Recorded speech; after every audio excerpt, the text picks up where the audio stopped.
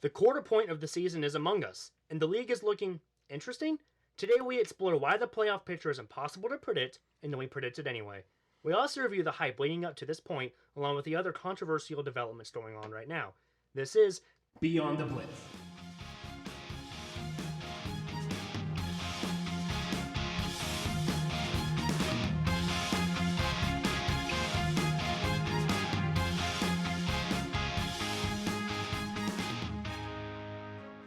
What's up, guys? I'm Justin Rogers. I'm Brandon Wells. And I'm Jacob Haugh. Well, nice to have you on our segment. Jacob, it's your first time on Beyond the Blitz. It's nice to have you here. First of many, hopefully. Absolutely. I got some bold points, but hopefully you'll love me at the end of this podcast. Absolutely. So our first segment we want to talk about today, just real quick, breaking news that just came out today. Bill Bidwell, the Arizona Cardinals owner since 1962, passed away today at age 88. Very sad news coming out of Arizona. It's like the 10th owner that's dropped in the NFL in like the last 2 years. Something like that. NFL owners are dropping like flies right now. I think it's just sad. They put their lives in these teams, and we view them as... You got to be careful with the subject, because the owners owning people, you know what I'm saying? You hit the LeBron subject, you want to be careful. These people put their lives into the team. They put their lives into the organization, and once you lose that leader as an owner, you lose a lot of your supporters as well. So I'm interested to see what the protocol is. Losing the life is never easy, so it's something to look forward to, and we send them our best wishes. But I think that this could be a bittersweet moment for the Cardinals and a chance for them to start out fresh. Yeah. But I think this is a time to mourn the passing of Bill Bidwell. Rest in peace, Bill Bidwell. I'm happy you got to see your team go to at least Super Bowl one time and one of the greatest NFL games to ever be played. So rest in peace, Bill. Our next topic, just again, real quick, we have to talk about it, not very much, but we just want to talk about what the impact of it might have on the NFL moving forward. And that's a new California state law that was passed to allow colleges to pay their players for the player's image. So like commercial rights and so forth, stuff like that. So not actually paying for them to play, but for the colleges to actually directly pay the players to do other things like that improves their own self-image. And the NCAA is reportedly really going to fight this because it's super against their policy, but it's California state law, so there's not too much they can do, but the NCAA is going to fight this grit and kneel, and it's not supposed to go into effect until 2023, so we have another 4 years on it. But we want to look at real quick and how this might affect the NFL scouting process moving forward, and why this might make college players who get really big, especially in the state of California, not really want to go to the NFL because they're already rich. What are you guys' thoughts? I mean, with this, a lot of it, is this going to be like scouting with college now? Is it going to be, hey, look at this team? It's not going to, no longer going to be, hey, we might draft you. Like, hey, let's see if you fall to us. It's more going to be on the lines of possibly, hey, we have this much money we can give you. We have these players with us, come to our team rather than drafting. And one team I see right now that this is going to affect even before this comes into play is the Miami Dolphins. There are a lot of players that Miami Dolphins could draft, and the players would be like, we're not going to play for you. We want to get traded. I mean, we've seen it with players before. We've seen it from John Elway. We've seen it from Eli Manning. We've seen it from them before. I wouldn't be surprised if we kind of see what could happen because of this with the Miami Dolphins in this 2020 draft. Yeah. I think it's interesting just to dip a toe in to other sports in NCAA. Zion would have been a millionaire. Yep. Absolutely. If this was allowed for any sport, let alone football. California is a football state. Oh, yeah. Period. Building off that, you're going to get more powerhouses in California because of this. Players want money. And a lot of these kids are fighting for their families' lives in college football. And this would definitely give them a break, a little bit of a release of pressure. I think this is very interesting. An interesting development. 2023 is a while away. So the NCAA can do a lot between now and then. So now we're getting to typical Beyond the Blitz subjects. Now that we kind of got the first two things out of the way, they were newsworthy things we had to talk about. We like to do that kind of more on the show. But now we want to move on to reviewing, which we do best in week 4. What a week 4 is. This NFL season continues to get crazier and crazier. And so we want to talk about some of the big games that week. And I think the biggest surprise that we saw this week, hands down, the Tampa Bay Buccaneers walking all over the Los Angeles Rams, putting up 55 points, most in franchise history for the Buccaneers. Yeah, for any of you who listened to our broadcast that we had last Wednesday, these two right here said that they would crush them. I said I'd make it a close game. I did say the Rams would win, but the Buccaneers did end up winning. Yeah, this is a surprise. I think now it's just like I don't know what to expect in the NFL anymore. And also it just shows that Jameis Winston is an up and down quarterback. Like he can put up big numbers. Like he's learning from Ryan Fitzpatrick, I think. Just putting up big numbers. And then there's games where he'll throw like 3 or 4 picks and end the game. The way I see it, Todd Gurley's got to get the ball.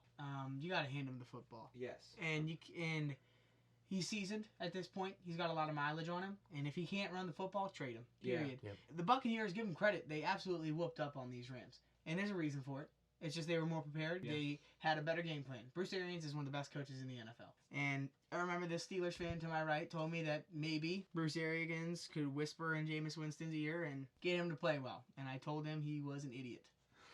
And it's amazing to me that he plays like this. One thing that stunned me with these Buccaneers, you had to win the game against the Giants. If you wanted to prove to me that you were legit, you had to win the game against the Giants. Yes. Daniel Jones running the football up the middle, it's a huge momentum shifter when Jones went in, and obviously everyone wants to see him play well.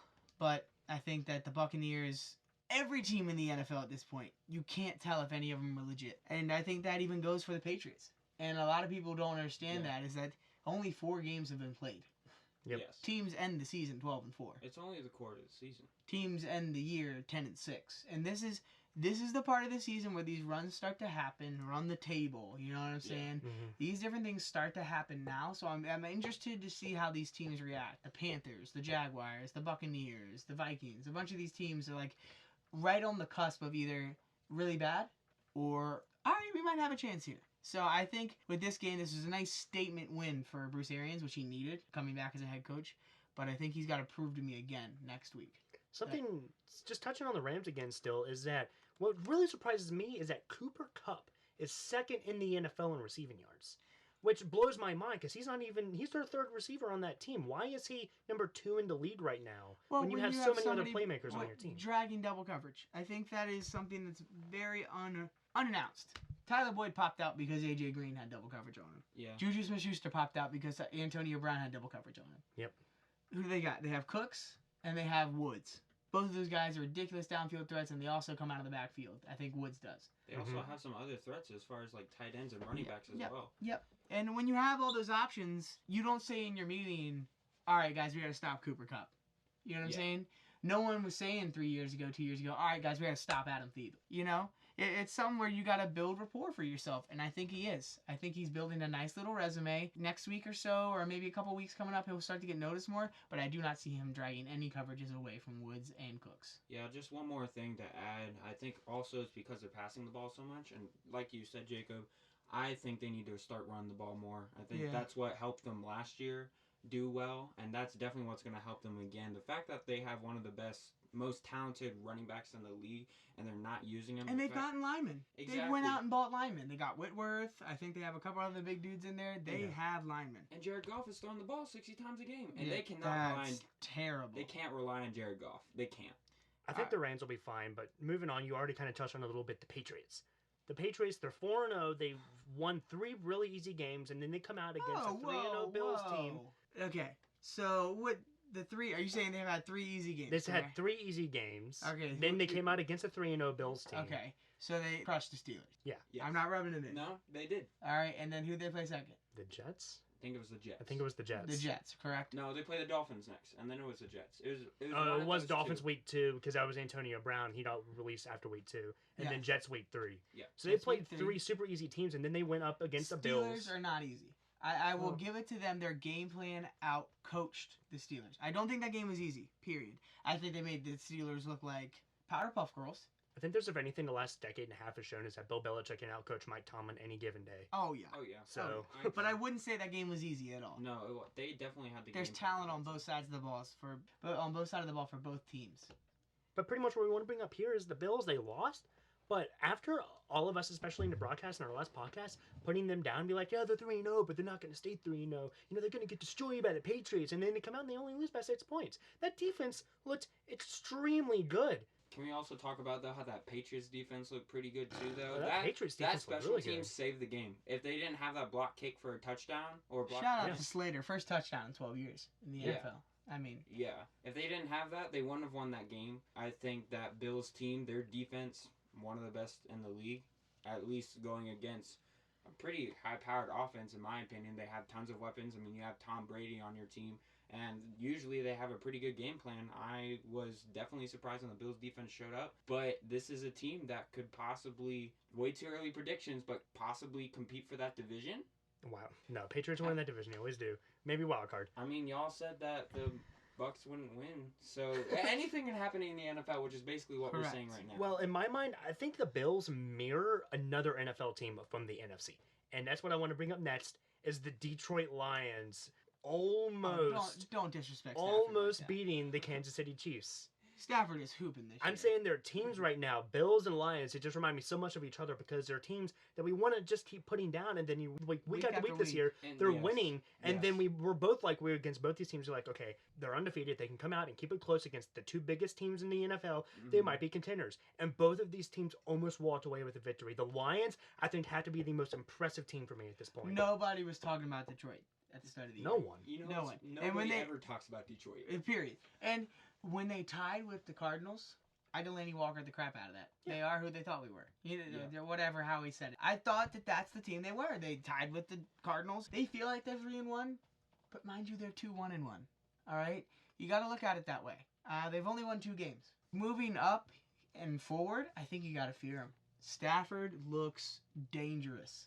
Yeah, behind center. I want to see this offense against the Bears defense. That's going to be their test. That's got to be. They play them twice this year. And Hawkinson's out. And I love the way he was performing. And Hawkinson's out. He got hurt. But also, Kenny Galladay's balling, though. Yes. Kenny Galladay's definitely balling. And Marvin Jones, product of the Cincinnati Bengals. Shameless plug. Marvin Jones is absolutely killing it at that.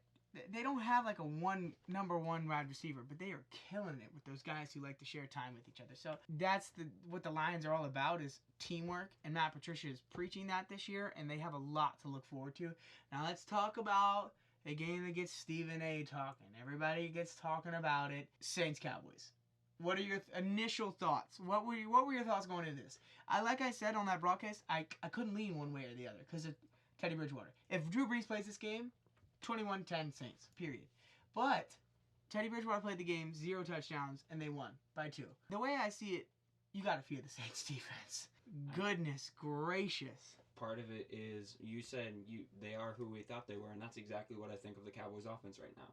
I mean, I didn't really think that this was a big test for the Cowboys. I mean, I said in the broadcast last week, this is a prove-it week for a lot of teams, and it was a prove-it week for the Cowboys offense, and they did not perform.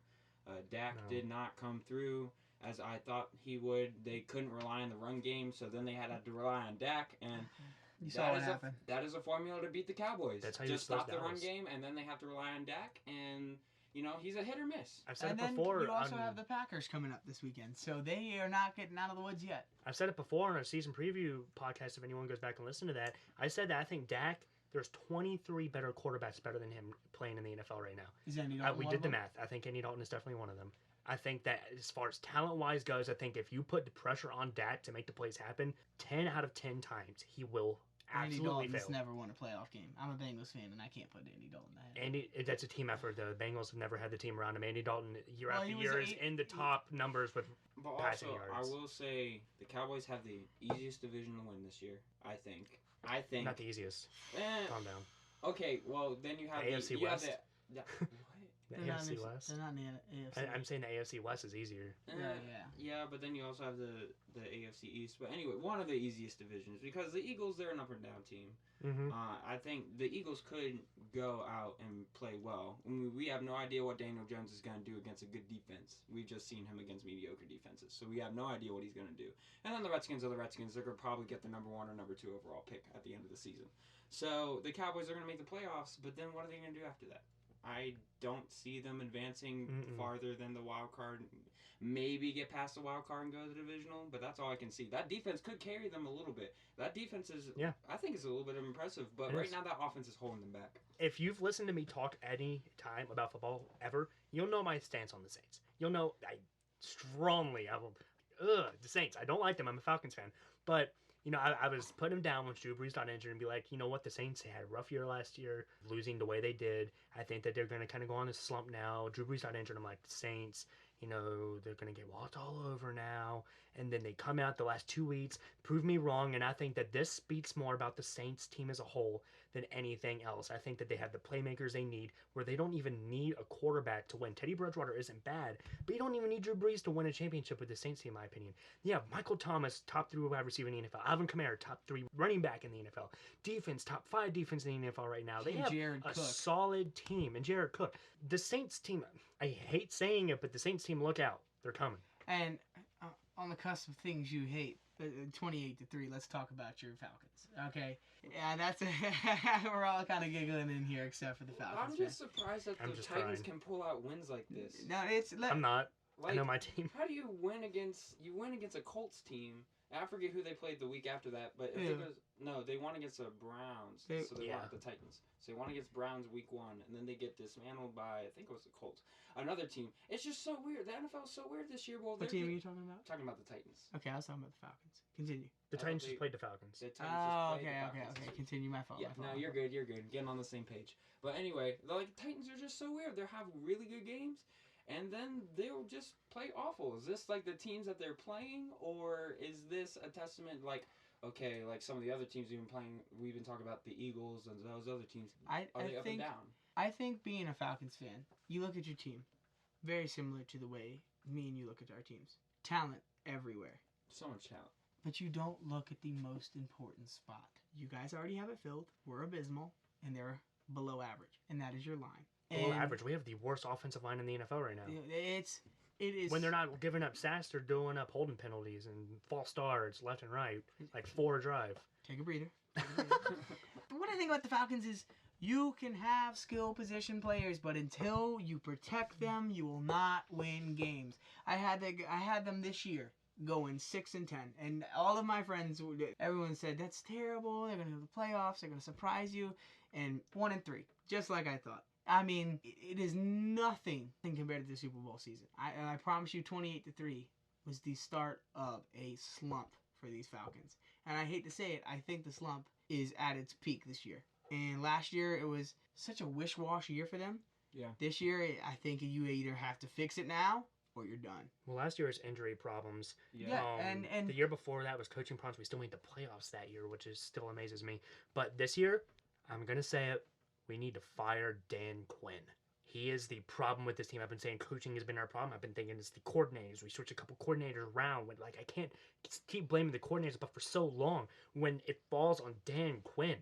When Matt Ryan fumbled the ball last week, he was on the sidelines clapping, trying to encourage his people, oh, it's okay, we'll be fine. No, he is too soft to be an NFL quarterback with a talent as big as Atlanta has on that team to be like, oh, it's okay, we get him that side. No, you got to go out there. You got to yell at people for making mistakes. You got to take control of your team. He is too soft to be a head coach in the NFL. He was a great defensive coordinator in Seattle. He does not belong a head coach anymore. He had 2 great years for us, and that's just because his team was that good. We don't have everyone we used to have. We still have a lot of them. But he's just starting to get too comfortable just hoping everything will work when it just won't. Kind of like a tisk, shame on y'all too.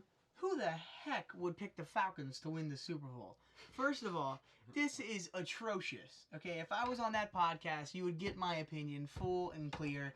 It is going to be the Chiefs and the Saints this year. I don't want to hear anything else, okay? These 2 teams are solid. I don't want to hear the Falcons in the Super Bowl. It's not happening. I'm sorry. And I don't want to hear the Steelers in the Super Bowl. It's not happening. And I'm not even going to say my team. We belong in a dumpster fire. Okay? He's a Cincinnati Bengals fan? Yes. But that makes me a realist. And I think that being a realist, you have to look at the real teams in the NFL and say who can play with who. And I think the Chiefs can play with the best, and I think the Saints can compete with the best. I don't see anyone touching Patrick Mahomes this year. I don't. I think Patrick Mahomes proved me wrong, of course. At the beginning of the year, I said that Patrick Mahomes was my player to drop off more than anyone else. And I said he was going to be a bad year. I said he was going to be exposed. He's not. I think he's putting in his coin to stay around as one of the best quarterbacks in NFL history. His yards are better than they were last year at this point. Yeah. That's insane. And he doesn't have Tyreek Hill. Yeah, he's doing this pretty much all by himself. And he doesn't have Kareem. And that rookie is looking really good. Hardman? I called it. I told y'all he'd be good this year. I mean, he's another Tyreek Hill. Pretty much. I mean, obviously no player is like another one, but I do think that he is a quick player, can get off the line, good hands. So there's one more topic we want to bring up. The AFC South. Every team in that division is 2-2. Which AFC South team do you guys think is the best? Why, and who do you think is not good? Like, I don't know. I think that this AFC South division is one of the hardest to analyze, and I think all 4 of these teams could be good. Like, I think all 4 of these teams are playoff caliber teams. But it's just, will they play like it? Jalen Ramsey controls the fate of the AFC South. I can see that. It may not seem that important, but once you lose your star cornerback, you lose not only a player, you lose a mentality. Mm-hmm. And Gardner Minshew, sure, he can carry that offense, but the reason they're winning is because that defense has been making stop after stop after stop after stop. And mind you, the only reason the Texans are at the top of the division is because they got lucky and Jacksonville went for 2. And everyone seems to forget that Gardner Minshew led them to that game and had an amazing first game and didn't get the 2-point conversion. All these teams are 500 for a reason. I'm just going to give you my quick hitters. Jaguars are legit. Texans are legit. Give me the Colts at 8-8 or 9-7. The Titans will surprise you and be, maybe this will be the division in the AFC that will have 3 teams in the playoffs. I'm just going to say it. And I know that seems bold because this division never seems to do it. But you never know. 2 of these teams, I guarantee you, we will be talking about in December. Yeah, I can believe it. And I see it right now as Gardner Minshew and the Jacksonville Jaguars, the Houston Texans. I guess we'll get there once we get to the way too early prediction segment. But, I mean, I have to analyze them further in my mind. I could see all 4 of these teams being 9-7. Honestly. I think that all 4 of these teams in the NFL could very well end up 9-7. I think all of them are about equal in talent. I think Tennessee has a top 5 defense. I think Marcus Mariota is the only quarterback that started every game without a pick, which is actually kind of surprising. Tennessee's Gardner Minshew is Minshew mania. I love Jacksonville. I think Houston has the same talent that they've had in a while, and I think that they need to work out their kinks, and they'll be fine. And the Colts, I think that they still have an amazing team. I think Jacoby Brissett's the question on that team, which he's somebody talk about the back other and forth. Mac. The other Mac is ripping it up this year. Marlon Mack. Yeah. He get injured in the last game. Yes. For the Colts. He'll be fine. So, yeah, he will. Could be one of the reasons. Just like Alex Smith. I'm just kidding. But let me take you to a hot take. Okay, this is a segment I came up with just because I love these guys. They make the NFL different. They make it new. All right. You got Rudolph the Red-Nosed Reindeer down in Pittsburgh. And then you got Daniel Jones. You got Gardner Minshew. Give me some other quarterbacks. Jacoby Brissett. Is there any other quarterbacks? Kyle Allen. Yeah, play 60 commercial. Yeah, I love Kyle Allen. What's his face now with the Jets because there are no quarterbacks? Okay, no. Dwayne Haskins. Technically. But you kind of have to do well to be in my segment. Well, you also got to look at the circumstances he was put in. Yeah, his team is doo-doo. Yeah. These are backups no more. We're all going to pick one backup that we love and that we think will do well. Okay, so if you guys heard the last podcast, you heard that I love Gardner Minshew. He's I love the way that he plays. And he's going to be a quarterback that is one of those gunslingers who can just come out and take control of a game. Obviously, he's not that right now because he's a rookie quarterback. Like, you have a lot of growing to do as a rookie quarterback. But question for you. Yes. Does he take Nick Foles' job? That is a question for next offseason. I think that's a question that's answered by week 8. I mean, yeah, he has a floor. This is his... Ben Roethlisberger. There are a lot of quarterbacks that could lose their job. Did Tom Brady do it? I think Tom Brady did it. Some of these guys come in when their starting quarterback gets hurt, you know? Aaron Rodgers. And this is time. This is Minshew Mania, and I think he could be... good? Very good. I think that Foles comes back week 11. Something like that? Well, he's out for I think he comes back week 11. Yeah, week 11 or week 12, something like that. I think we have a Romo Dak Prescott kind of topic on our hands. I want to see how Foles handles it. Yeah. I think that's the most interesting piece of that. Now, let me get to my backup. Dirty Dan. Let me tell you something about Dirty Dan. This kid is a hooper. Okay, he's had 2 games against atrocious defenses. I get it. Next week, he's going to end up playing the Vikings, and that is going to be a show. Okay. Dirty Dan equals Daniel Jones? Yes. For all of those listeners?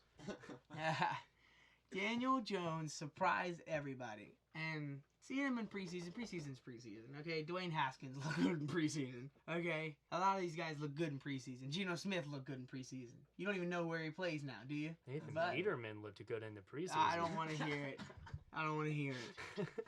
Beyond the blitz, more like beyond the interception. Beyond the pick. Yeah, gosh. But But what I'm saying about Daniel Jones is we have 1 week. I think this is the week to see if he is the quarterback messiah that all Giants fans want, and that they're gonna go down Broad Street or Broadway, grab a slice of pizza, get out there and watch Daniel Jones play some football. Every New Yorker's excited about this kid, and that hasn't happened for a quarterback for them for a long time. Eli Manning is a legend, but he's done. Yes, and also let's talk about like some of these quarterbacks like Gardner Minshew and Daniel Jones. They don't have a number one weapon. They're working with some number 2, number 3 receivers. I mean, DJ Chark is looking pretty good. Sterling Shepard is pretty solid. Yes, and he also has Evan Ingram there. So they are working. They don't have a number one. He doesn't have an Odell Beckham on that team to carry him. So definitely showing that he is doing this not on his own, but he's impressing a lot of people. Also, the fact that a lot of Giants fans booed when they drafted him, and now look at what he's doing. Kind of the Chris Stapps theory. Good old Porzingis. Who the heck is this guy? And then he ended up being really good, and now he's not a Nick. I still don't like Daniel Jones. We'll see. We'll see if time proves me wrong, but I stuck with it all year long. I'm going to keep going with it. You picked the Falcons to go to the Super Bowl. That's because I had a great, solid argument for it, and I can do it again, and it'll still make sense, even though it doesn't make any sense. All right? I converted both Justin and Niantis to give me time, and if you listen to the podcast, I'm sure I converted you too, and now I look like a fool. That will never happen. Anyway, Daniel Jones, he doesn't look... Anyway. Moving forward, Daniel Jones, he looks all right. I think that he's a rookie, and he's going to do rookie things, and obviously, I think that he's just going to fall off. I think there's hype around him, and I think the hype will die. Get away from me. Who's your backup? I don't want to hear it. Well, I want to go for a little bit of surprise. I'm not going for a quarterback right now. In fact, I'm going to go a veteran that's coming on to comeuppance. I'm going to go LaShawn McCoy. Little Shady McCoy coming in. He's a backup, but he's not a backup. Come on. He is a backup. I think he came in on that team, and he was the third running back on the roster. Last week, he had the most carries on that team by like 7 carries. Yeah, but we're talking all of a sudden he's coming up. We're talking about people that are proving themselves. We're not talking about somebody who's already proven. LaShawn McCoy hasn't been proven in years. He's died off. Adrian Peterson proved himself with the Redskins. That's true. So you can't say that he doesn't have time to prove himself. But Adrian Peterson had time to prove himself with Washington, and they gave him time. He's humble. You can't get mad. And the reason he's humble is he saw what being arrogant got him in New Orleans and in Arizona. The boot. You go to Washington for a last stand, Albert Hainsworth. You go to Washington for a last stand. Yeah. You got Josh Norman. No one knows the kid anymore. Should have stayed in Carolina and less money. Dummy. This is LaShawn McCoy's last stand, I believe. He hasn't been great since he was with Philly, and he used to be a top-tier running back. Okay. He's been super quiet lately. He was really good with the Bills for a couple. Okay, calm down. Wasn't really good. He was all right. He made the Pro Bowl, and I believe he was an All-Pro. He also helped that Bills team that was not very good make the playoffs, so... I'm just saying, thank you to beginning of the year, everyone... Baltimore, the Cincinnati Bengals put the Bills in the playoffs. Yes. Happy the Ravens didn't make it there. Everyone was looking down on LaShawn McCoy coming into the season. On the Chiefs roster at the beginning of the year, he was running back number 3. Where people were like, Shady is done. He's not playing anymore. And now he's putting up good numbers. Okay, he caught a pitch. All right, let's not... Travis Kelce made a heads-up play, and that's one of his touchdowns. I don't want to hear it, okay? LaShawn McCoy has something to prove. I will agree with you there. Yes. But until he gets the ball from Patrick Mahomes' hands, if Patrick Mahomes ever stands still and gives him the ball, then talk to me about it. I'm predicting he will prove himself. That's what this is. So I will put my money on it that he will. At the beginning of the year, LaShawn McCoy will be a top 10 running back. Next 3 weeks, he doesn't have a 100-yard game. You say he's going to be a top 10 running back, and I think he's still at going the to end of the split season. snaps. He's going to split snaps. Everyone splits snaps. As the year goes on, he'll get less and less splits, and then by the end of the year, he will be that number 1 target, and he'll be a top 10 running back. I don't know. Oh, minimum top 15. Goodness, that is bigotry. I'm pretty sure that Damian Williams, I'm pretty sure he's hurt. I was also, close that to Stephen really A. I almost said blasphemy. That is ridiculous. The Chiefs really like Damian Williams, and I think they're going to give him snaps as well. So don't say that LaShawn McCoy is going to have a breakout year. If this was on another That's like me saying Kareem Hunt's going to come back and lead the NFL in rushing yards. It's not going to happen. Anyway, he's a kicker. Wait, you don't think that'll happen? What'd you say? You don't think that'll happen? Kareem Hunt will come back with a 1,000-yard season. Did you see? I'm kidding. I'm not kidding. I was going to say, did you see what Nick Chubb did on Sunday? Nick Chubb has solidified the job. Nick and Chubb it was solidified genius for the Clip Browns to do that. Now he's trade bait. Yeah. You know what I'm saying? I wouldn't take him, but... I mean, put him in for a game or two, maybe have a 100-yard game. Should we talk about Austin Eckler? Oh, my goodness. Another running back? We'll see. I think he's proven himself well enough. I don't even talk about Melvin Gordon. I'm tired of hearing it. Let me get you with these Week 5 predictions, all right? Are you fine with that? I'm fine with that. I All got right, them up yeah. right here. Let's go Jaguars, Panthers. Who y'all got and why? Jaguars. We got Kyle Allen and we have Gardner Minshew. I like Gardner Minshew. I like this matchup. I definitely think that the Jaguars defense is better than the Panthers defense. I'll take Jaguars. See, what you guys are now noticing is I take my time with these picks. I just don't go off of mustaches. Give me the Jags. This is a rough pick. Hardest pick of the week. Patriots, Redskins. Haskins could light up that deep. I'm just kidding. It's not bad. Give me the Patriots. Patriots. For no reason. Patriots. Bills, Titans. Give me the Titans. Give me the Bills. Right now, I think that the Titans are an up and down team, and the Bills are coming off a pretty close loss. Give me the Bills. Ravens, Steelers. Give me the Ravens. The Ravens. Just because I'm a Steelers fan, I'm going to say give me the Steelers. I can already predict it. Go ahead, say it. Yeah, just because I'm a Steelers. Ah, there we go. Okay. Rudolph the Red-Nosed Reindeer tore up a Bengals defense that is hurt, and they are trash. The Ravens defense is not that. The Bengals defense is a top 32 defense in the NFL. Yeah, exactly. Don't at me. You can't say these Steelers are going to... I'm not saying that they're going to whoop the Ravens. What's your score? Give me a score. Score? Give me a score. Score right now. 55-0. All right, Buccaneers, go. 17-14. Steelers win. It's going to be a low-scoring game. Low scoring? Yes. Lamar Jackson's going to light that defense Lamar up. Jackson. Devin Bush No, can I'm still low on him. stick with Lamar Jackson. No way. Yes, he can. Yes, I agree with that. I agree Devin with Bush that can notion. stay with Lamar Give me Jackson. the Ravens 28-24. I will say this.